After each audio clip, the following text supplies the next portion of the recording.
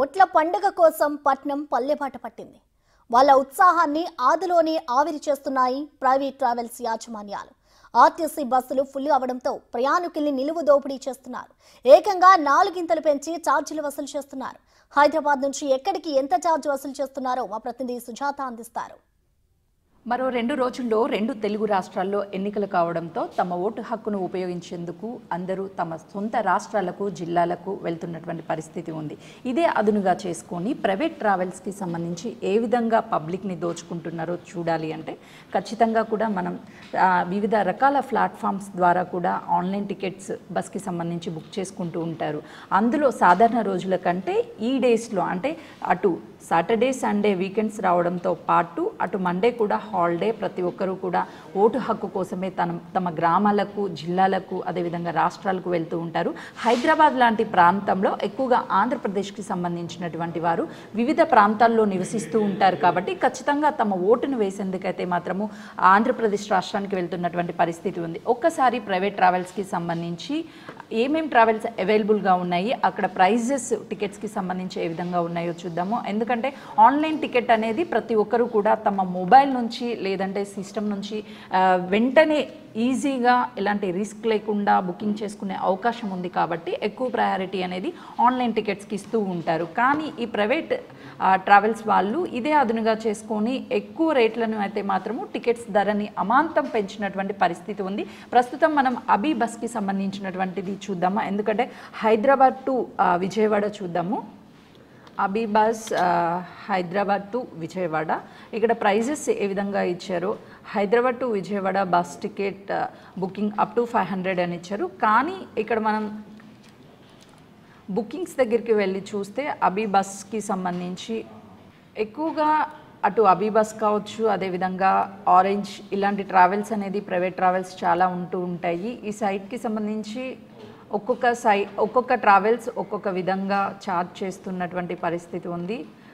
Timings అంటే ఇప్పటికే అటు హైదరాబాద్ నుంచి తమ సొంత రాష్ట్రాలకు వెళ్ళేందుకు అటు తెలంగాణ రాష్ట్రంలో పార్లమెంట్ ఎన్నికలు అయినప్పటికీ అటు ఆంధ్రప్రదేశ్కి సంబంధించి పార్లమెంటరీ అసెంబ్లీ ఎన్నికలు ఒకేసారి జరుగుతున్నాయి కాబట్టి ఆ రాష్ట్రాలకు వెళ్ళే వారి సంఖ్య ఎక్కువగా ఉందనే చెప్పుకోవచ్చు. ఎస్వికేడిటి ట్రావెల్స్ వారు 11th అంటే హైదరాబాద్ టు విజయవాడ వెళ్తున్నటువంటి ఒక్క టికెట్ ధర అనేది 2290 రూపాయలు ఉంది. అదేవిధంగా నవయుగ ట్రావెల్స్ వాళ్ళు 1700 రూపాయలను ఛార్జ్ చేస్తున్నారు.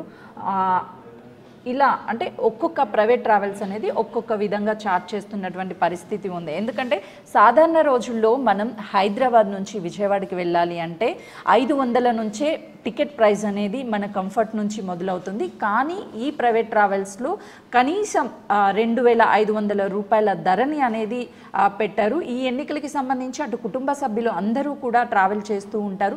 ఇదే అదునుగా చేసుకొని ప్రతి ఒక్కరూ కూడా తమ రెస్పాన్సిబిలిటీగా ఓటు వేయడానికి తమ సొంత రాష్ట్రాలకి వెళ్తారు కాబట్టి ఈ విధంగా దోచుకుంటున్నటువంటి పరిస్థితి ఉంది. టీఎస్ఆర్టీసీకి సంబంధించి ఒకసారి మనం చూసినట్లయితే వాళ్ళు ప్రైవేట్ ట్రావెల్స్లో ఏవైతే కొన్ని బస్సెస్ ఉంటాయో వాటిని టీఎస్ఆర్టీసీలు కూడా బుక్ చేసుకునేందుకు అవైలబుల్గా ఉంచుతారు. 3 బస్సెస్కి సంబంధించి అటు ఈ ప్రైవేట్ ట్రావెల్స్ అనేది ఆర్టీసీకి ఇచ్చినటువంటి పరిస్థితి ఉంది. బుకింగ్స్ అందులో కేవలం 5 సీట్లు మాత్రమే అవైలబుల్ ఉన్నాయి. దాని ప్రైస్ చూద్దాం ఒకసారి, 486 రూపాయలు.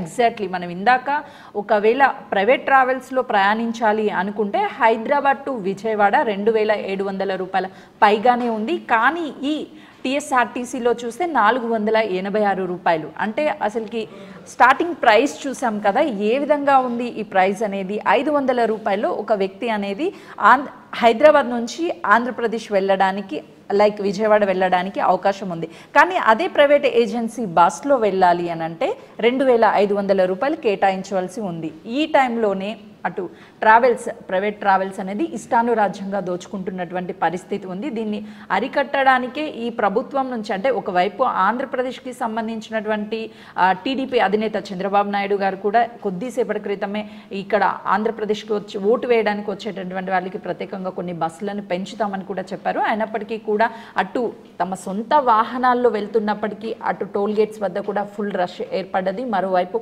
ట్రైన్స్ కావచ్చు, అదేవిధంగా టీఎస్ఆర్టీసీకి సంబంధించిన సంబంధించినటువంటి బస్సెస్ అన్నీ కూడా కంప్లీట్గా బుకింగ్ అయ్యాయి. అదే అదునుగా చేసుకొని ఈ ప్రైవేట్ ఏదైతే ట్రావెల్స్ ఉన్నాయో వీళ్ళంతా ఇష్టానురాజ్యంగా ఛార్జెస్ని పెంచి డబ్బులని దడ్డుకుంటున్నటువంటి పరిస్థితి ఉంది.